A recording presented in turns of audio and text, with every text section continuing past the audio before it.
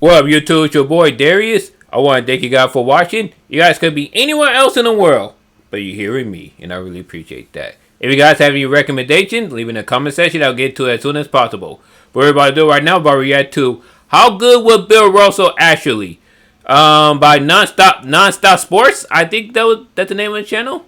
But what about to do? But you know, I'm saying we should react to Will Chamberlain last Friday, I believe. You know, and that was a great video. But I want to continue on with the sports and with the sport legends and everything. You know, so today we're about to do Bill Russell. To me, in my opinion, Bill Russell is probably the greatest leader of all time, if not the greatest winner.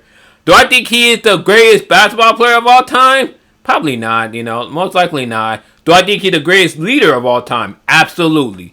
You know what I'm saying? He led his team to 11 championships. No, he led his team to 12 NBA finals. He won 11 of them. The one loss was against the St. Louis Hawks with Bob Pettit and everything. You know, and I think that was 1958. But to go to 12 NBA finals, that's still incredible. And to win 11 of them, man. I know a lot of people gonna say, well, he played the league where, you know, like we're a bunch of plumbers, lawyers. Even so, do you know how hard it is to make it to? You know how hard it is to make it to the NBA finals? Let them know 11 times.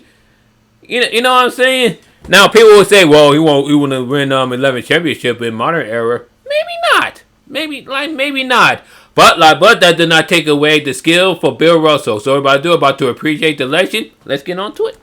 When people talk about the greatest basketball players of all time, Michael Jordan, suspects are Jordan and LeBron, followed by Wilt, Kobe, Kobe. With 11 NBA championships in 13 years, Bill Russell is widely recognized as the greatest winner in all professional sports. In this video, think about it this way: he's been in the league 13 years. He went to an NBA final 12 times, and he won 11 of them. Like, it doesn't matter what type of player you are. Can you name any other? And I get the closest thing, like let's say football, it would be Tom Brady. And Tom Brady got what, 77 NBA? No, 7 Super Bowl. Like, that's incredible. Try to answer the question of how good Bill Russell actually was. Did he really play against poor competition? And how would he fare in today's games? So stay tuned.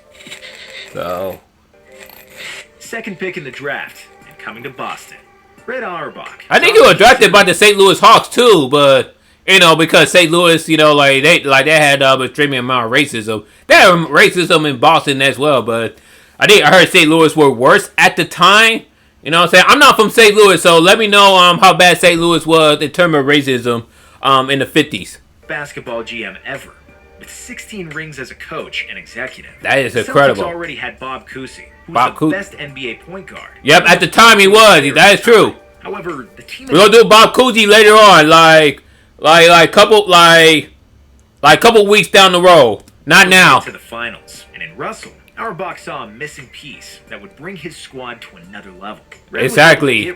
After a trade with the St. Louis Hawks, who drafted Russ second overall, but never really wanted him. Not because of his abilities, but because of his skin color. St. Louis was an incredibly racist city at the time, and the team owners knew that it wouldn't sit well with the fan base. Bill came to play. Imagine in the 50s, Bill Russell had Bob Pettit and other players like Cliff Hagan at the time. Dude, like the St. Louis, like instead of talking about the Celtics dynasty, we probably would have been talking about the Hawks dynasty. But unfortunately, you know, like with the 50s every day, we had to deal with the racism and all that. You know what I'm saying? You can say these have gotten better since then. Hold on one second. You can say these have gotten better since then, but still, we're still dealing with some of the racist BS that we're dealing with the 50s. Once Russell joined the Celtics, it didn't take long for Red to realize that he is coaching the best basketball player in the world. As a rookie, Bill led the league in rebounding. That's right. He played in the league like, what, 4 years before Will Chamberlain? Tom Heinsohn, yep. Rookie of the Year award, with 2-star rookies joining Cousy and I like Tom Heinsohn. Boston finally. May he rest in peace. The Celtics met Bob Pettit and his that guy was a legend. In the 1957 NBA Finals, and were able to prevail in 7 games. Mm-hmm. He's averaged 13.3 points and 23 rebounds for the 23 rebounds, that's a lot. Now I know people go say, well, 13.3 points, that's not impressive. Maybe not. You know, like basically compared to like people like Wilt Chamberlain, but still, you know, like he was a great leader. He led his team to the championship 12 times.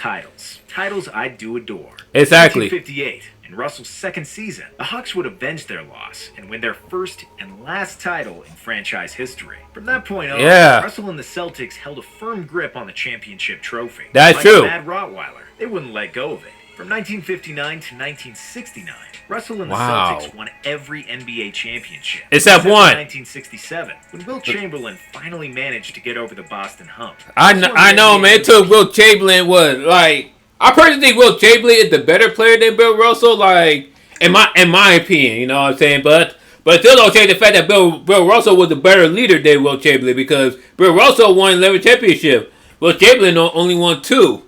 Now, I personally think Wilt Chamberlain like a more athletic, he was the better skilled basketball player. But you know, we can't deny that Bill Russell was the greatest leader, the greatest winner. 5 times in that span, and he did so in the seasons where Wilt averaged 50 points per game. He did, yeah. Robertson was averaging his standard triple-double. Man, we're gonna do Oscar Robertson and L.J. Baylor and Cherry West. Best behind Wilt, and was widely regarded as the NBA's best defensive player. His rivalry with Chamberlain was the main topic of newspaper columns. I know, man. At the time. Shit, 2 centers, 2 big men, shit dominating. Both have arguments going in their favor. Yep. Wilt was a superior athlete. He was. Had better stats across the board. He did. Plus his hands were often more victoriously raised in the air. Far more often, to be exact. The two giants... But also, you know, I'm sorry for pausing a lot, but also, you got, you know, one thing you got to consider. Even though Wilt Chamberlain, in my opinion, was a better athlete, Wilt Chamberlain didn't really have the team, you know, like that Bill Russell had. Like, now Wilt Chamberlain, he had teammates like Paul Arizin, who was a great player, but you know, like he was kind of like out of his prime.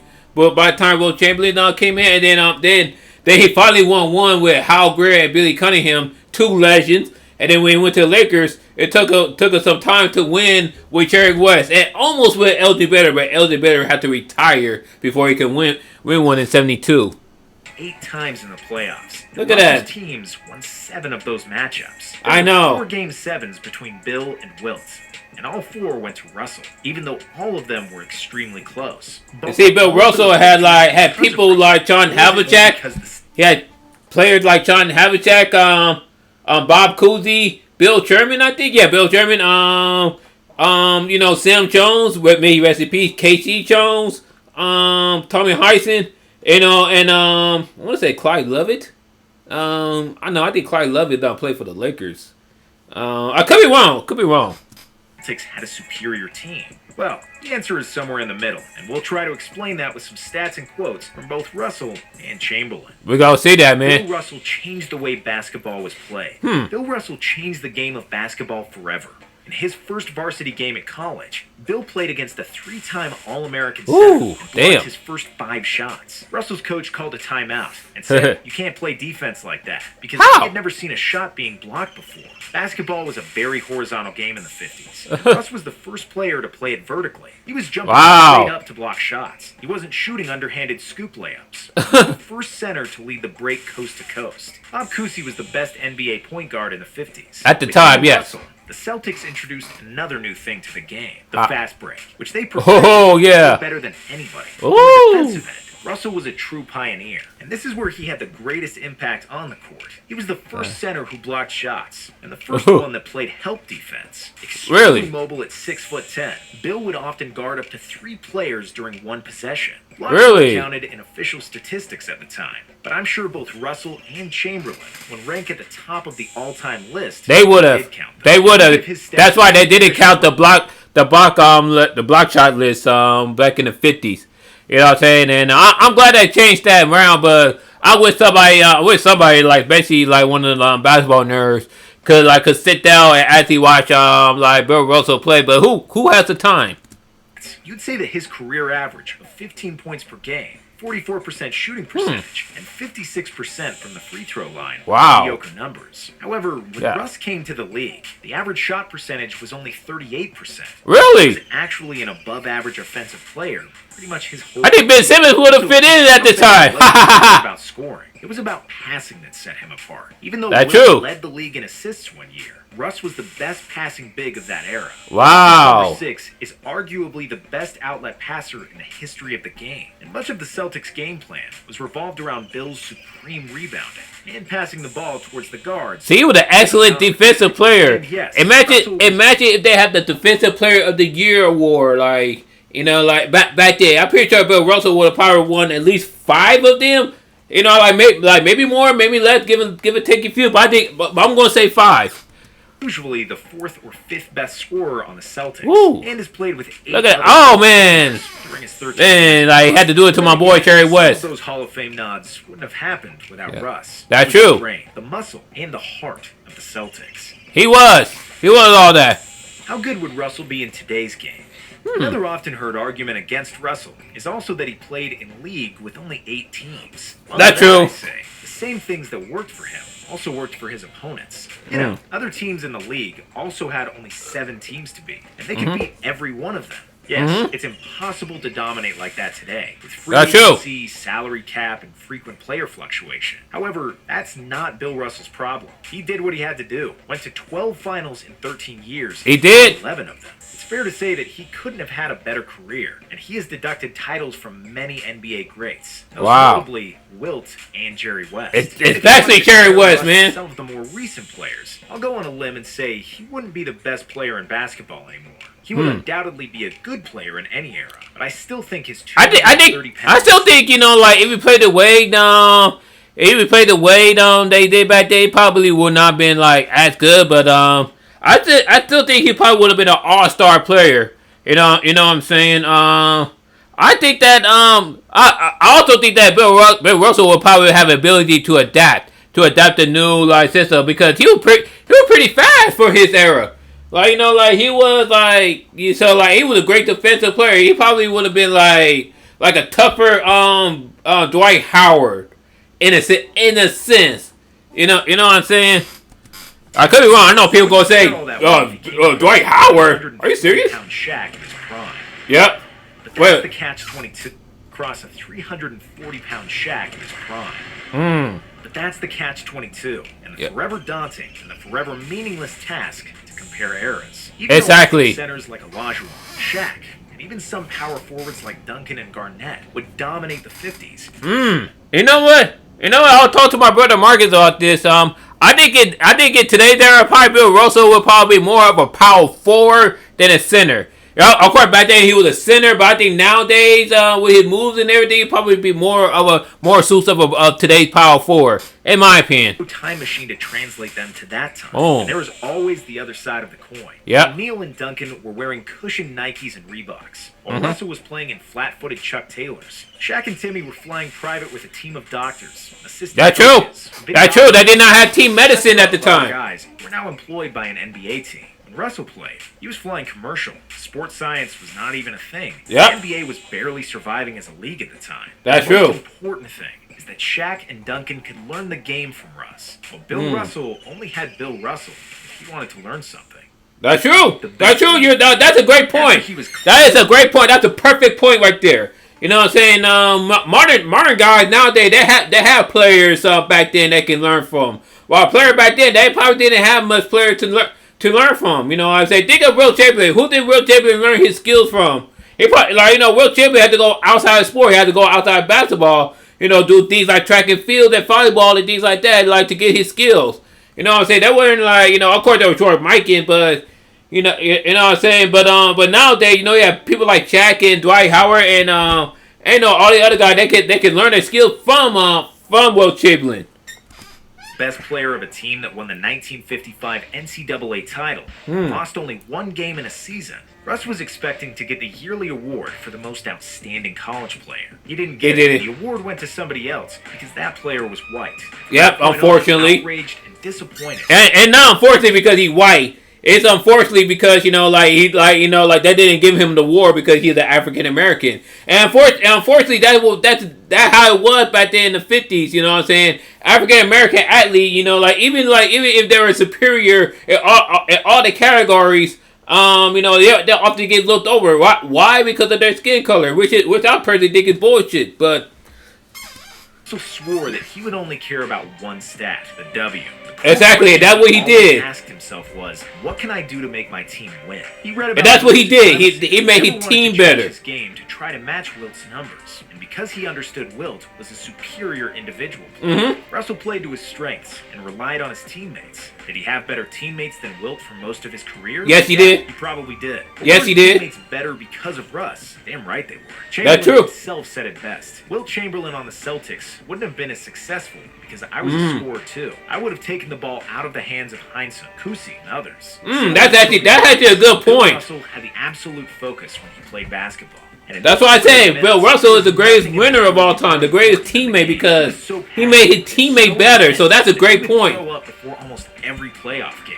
In 1967, Russell became the first professional black coach in all major American sports. That's true. Operated as a player coach. As soon as he became the coach, Russ cut all the social ties he had with his teammates. He wanted to establish authority without the emotions that go into being one's teammate.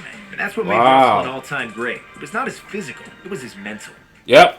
The most mental toughness NBA player ever. Yes, he is. Talk about yes, he is. Legacy without mentioning his work off the court. Bill Russell meant a lot for civil rights movements. Yes, he did. He did so much for civil rights. Black power. About what he thought was right. When he didn't get served in a Kentucky restaurant, he and other black players refused to play in the next day's game. And message across the league and the nation. That's a shame. That's a thing that people take for granted nowadays because people like Bill Russell, Elgin Baylor, and Wilt Chamberlain, they couldn't even sit at a restaurant. You know, even despite them being like a famous basketball player, they couldn't sit at a restaurant because of the color of their skin. You know what I'm saying? And that infuriates me. I know this is a long time ago. I know this was in the past and everything, but but history, that part offends me, and it should offend you too because because it makes you wonder. Wow, that actually did treated black people like shit. Excuse my language, but they actually treated black people like crap. It doesn't matter. That's why I say it doesn't matter if you're a successful basketball player or you're just another boy from the ghetto. You know what I'm saying? Here in America, they still look at you as the N-word. You guys know what I'm talking about. I don't want to say it here, but you guys know exactly what I'm talking about. Stood with Ali when he refused to fight in Vietnam. He was in the first row when Dr. King made the I Have a Dream speech in Washington. Alongside Oscar Robertson and some other players, Russell organized the first players union and bargained with the NBA, which indebted every NBA player coming after them. Bill was an example. So without Bill Russell, without people like Bill Russell, we probably would have all these players with so much money.